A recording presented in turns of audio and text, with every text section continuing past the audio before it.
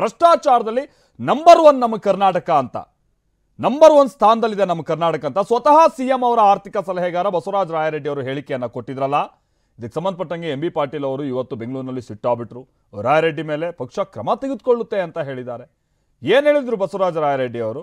M B Patil ಅವರು ಇದಕ್ಕೆ ಯಾಕೆ ಸಿಟ್ಟಾಗ್ಬಿಟ್ರು? ಬನ್ನಿ ಇವರಿಬ್ಬರ ಸ್ಟೇಟ್ಮೆಂಟ್ ಏನಿದೆ ಕೇಳೋಣ.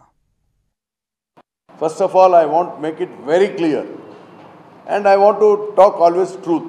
ಆಮೇಲೆ ಇದರಲ್ಲಿ ನಾನು ಡ್ಯಾಮೇಜ್ ಕಂಟ್ರೋಲಿಗೆ ಬಂದಿಲ್ಲ. Please make it note that. ನಮ್ಮ ಪಕ್ಷ ನನಗೇನೂ ಹೇಳಿಲ್ಲ, ಮುಖ್ಯಮಂತ್ರಿಗಳು ಏನೂ ಮಾತಾಡಿಲ್ಲ, ಮತ್ತು ನಾನು ಡ್ಯಾಮೇಜ್ ಕಂಟ್ರೋಲ್ ಮಾಡೋಕ್ಕೆ ಇಷ್ಟನೂ ಪಡೋದಿಲ್ಲ. ವಾಟ್ ಐ ಟಾಕ್ ಅದನ್ನು ಹೇಳ್ತೇನೆ, ಧೈರ್ಯದಿಂದ ಹೇಳ್ತೇನೆ, ಅದ್ರಾಗೇನು ಮುಲಾಜಿ ಇಲ್ಲ. ನಾನು ಅದನ್ನು ದಯವಿಟ್ಟು ಇದನ್ನು ಗಮನಿಸಬೇಕು. ನಾನೇನು ಹೇಳಿದೆ ಅವ್ರಿಗೆ, ಹೌದಪ್ಪ ಇಷ್ಟೆಲ್ಲ ಆಗಿದೆ, ಇಷ್ಟೆಲ್ಲ ಉಳಿದಿದೆ, ಇದನ್ನೆಲ್ಲ ಮುಂದುವರಿಸಿ. ಆದರೆ ಕಾಮಗಾರಿಗಳು ಏನು ನಡೀತಾ ಇದ್ದಾವೆ ಕಲ್ಯಾಣ ಕರ್ನಾಟಕದಲ್ಲಿ, ಇಲ್ಲಿ ಗುಣಮಟ್ಟದ ಕಾಮಗಾರಿಗಳು ಆಗ್ತಾ ಇಲ್ಲ. ಹಳೆ ಮೈಸೂರನ್ನ ಕಂಪೇರ್ ಮಾಡಿದರೆ ಅಲ್ಲಿ ಸ್ವಲ್ಪ ಗುಣಮಟ್ಟ ನಡೀತಾ ಇದೆಯಪ್ಪ. ನಮ್ಮಲ್ಲಿ ಯಾಕೆ ನಡೀತಾ ಇಲ್ಲ? ಒಂದು 10 ವರ್ಷದಾಗೇ ಶಾಲಾ ಕಟ್ಟಡಗಳು ಬಿದ್ದು ಹೋಗ್ತವೆ, ರಸ್ತೆ ಮಾಡಿರ್ತಾರೆ, ಒಂದು 2 ವರ್ಷದಲ್ಲೇ ಕೆಟ್ಟು ಹೋಗಿಬಿಡ್ತವೆ.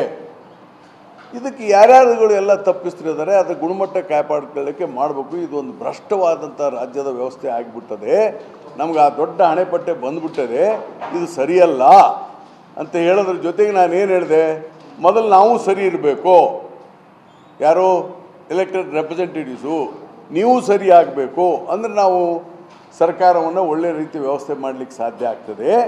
ಅದಕ್ಕೆ you please report this in your statement ಅಂತಲೂ ಹೇಳಿದೆ ನಾನು.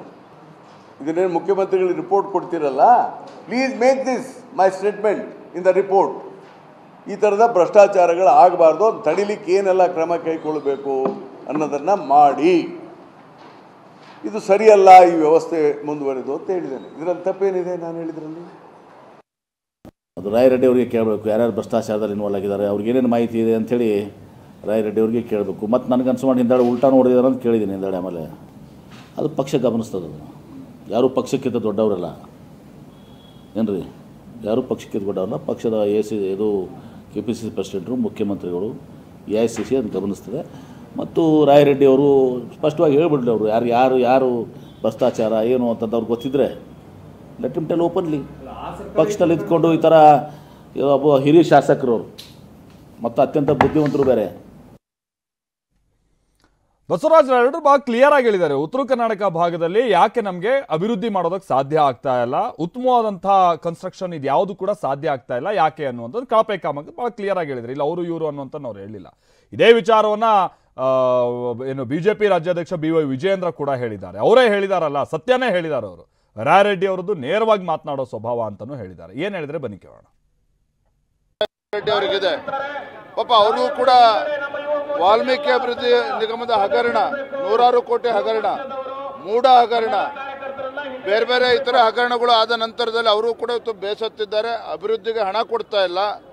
ಇಡೀ ದೇಶದಲ್ಲಿ ಕರ್ನಾಟಕ ರಾಜ್ಯ ಏನು ಹಿಂದೆ BJP ಸರ್ಕಾರ ಇದ್ದಾಗ ಅಭಿವೃದ್ಧಿ ಕಾರ್ಯದಲ್ಲಿ ಗುಜರಾತ್ ನಂತರದಲ್ಲಿ ಕರ್ನಾಟಕ ಇತ್ತು. ಇವತ್ತು ಭ್ರಷ್ಟಾಚಾರದಲ್ಲಿ ನಂಬರ್ 1 ಸ್ಥಾನಕ್ಕೆ ತಲುಪಿದೆ ಇಡೀ ದೇಶದಲ್ಲಿ ಕರ್ನಾಟಕ ಅಂತ ಹೇಳಿದ್ರೆ ಅದರ ಕೀರ್ತಿ ಸಿದ್ದರಾಮಯ್ಯ ಮುಖ್ಯಮಂತ್ರಿಗಳಿಗೆ ಸಲ್ತದೆ. ಆ ಸತ್ಯವನ್ನು ಬಸವರಾಜ ರೆಡ್ಡಿ ಅವರು ಹೇಳಿದ್ದಾರೆ. ದಲಿತರಿಗೆ ಅನ್ಯಾಯ ಮಾಡ್ತಾ ಇರ್ತಕ್ಕಂಥವ್ರು ಕಾಂಗ್ರೆಸ್ ಪಕ್ಷದವರು.